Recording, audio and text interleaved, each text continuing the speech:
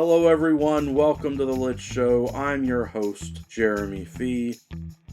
I'm transforming my end of the month reading wrap-up book battles as genre wars. My idea is to take these 8 categories and have at least a book a month that plops into them for the book battle at the end of the month. We are looking at general fiction as one category, fantasy as another, then horror, followed by mystery, thriller, and crime, which I abbreviate as MTC. That's the first half. Then the second half of the bracket for genre wars will include science fiction, classics. Those classics could be general classics, literary fiction classics, or sometimes I might let it slip in some sci-fi classics or fantasy classics or mystery classics, things that maybe I just want to read that are classics. Then we'll have the category of non-fiction. I really love non-fiction and I've not been reading enough, so this should help encourage that. And finally, the last category will be wild. And by wild, I mean I can pick anything I want, not that it has to be about something wild necessarily. Of course, that wild category could just be a place where I put things from other genres because I read more than planned. Like I read more than 1 or 2 books from that genre. So I stick the extras, the overflow, if you will, into the wild section. That wild section is essentially the mood reader section where I can read whatever I want, give myself that freedom each month. Mindful of the new genre wars concept, here's what I'm thinking. Probably for January. And I realize I'm halfway through January, but here we go. A long time ago, I read the story The Last Picture Show by Larry McMurtry. Larry McMurtry is one of my favorite authors, having written the Lonesome Dove series, which means I can fulfill my goals of reading more authors I love and continuing series to finish them by reading the sequel, Texasville. And guess what? I already took care of that. So on my currently reading list, we can check that off. And then the sequel, which is called Duane's Depressed. Duane is essentially the main character, one of the main focuses of that series. And then in the future, upcoming months, I'm hoping to read more Larry McMurtry. There's more in this series. He's got another series that is based in Houston, interconnected stories, interconnected characters from what I understand. He's got a ton of other books, of course, cowboy novels and that sort of stuff. I also want to read more Ken Follett. I've got a buddy read coming up with Alan in March, I believe. We're going to try and read more of Ken Follett's literature. And there are plenty of other authors because general fiction includes what people call literary fiction. It includes westerns, cowboy stories, romance stories, historical fiction, and I absolutely love historical fiction. So all kinds of great stuff. And then also specifically for January this month, looking at fantasy, I have read Brandon Sanderson's Secret Project #1, and I also got caught up on the Dresden Files, which was great. Book 17 was Battleground, and then there was a novella that followed that book. For horror, I am hoping to read perhaps some books by BookTubers, HorrorTubers, or people who are part of the community. Priscilla Bettis has that book Dog Meat out. It is extreme horror. I need to get to it. Hopefully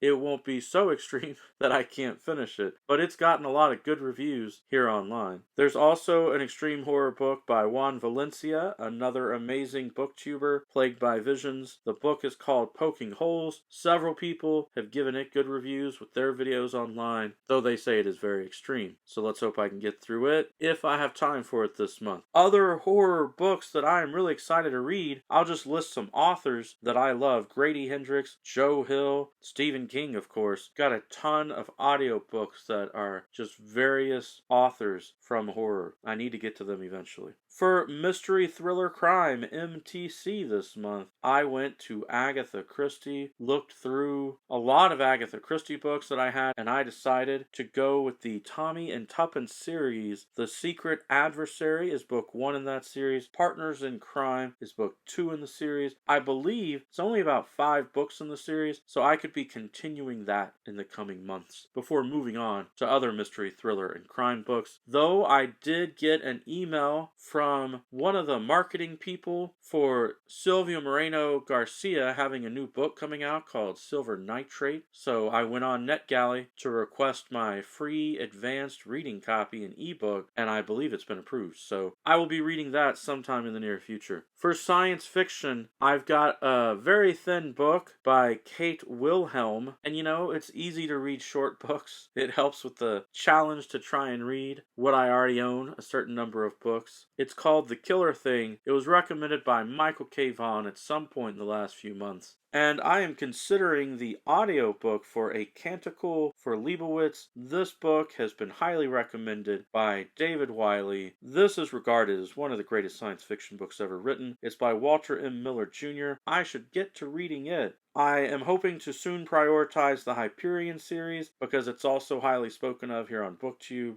For the classics, there's a lot that I could read. I am thinking that at some point I should get caught up on my Russian literature. I know that studying Russian literature can be difficult. In the past, I have struggled some with books like Dr. Zhivago. Lots of classics I want to get to within genres, and also what is thought of as literary fiction and general classic fiction. Who knows what all that I'll throw into this category during the year. Then we get to the nonfiction. I'm really excited to read more nonfiction this year. At least one a month or two a month would be great. That would get me 24 nonfiction books in for the year. Interesting books that are popular nonfiction that I want to read, like Unbroken. There's a book called The Dumbest Generation, which is not actually about the kiddos now. It's kind of old at this point. I love books about leadership and organization, coaching, and mentoring. And I also love those books that are written by celebrities that tell stories from their life, but really add in a lot of humor with them. They're technically memoirs, but a lot of them really lean heavy on the humor, and that's fun. Then for my wild spots, who knows what I'm gonna read? I'm thinking this is a good place to plop in poetry and plays that I want to read and study, and also maybe extra books by YouTubers, BookTubers, AuthorTubers that I don't necessarily put into the other sections. I can throw them in here to encourage me to read more independently published and self-published books. I'm hoping that Genre Wars is going to work out really well. Hope that you're excited for it. I'd love to hear your comments down below. Whatever thoughts you have, what are you excited about with 2023 and your reading goals? There's so much out there to be excited about. Every day is a good day for a book talk. Peace.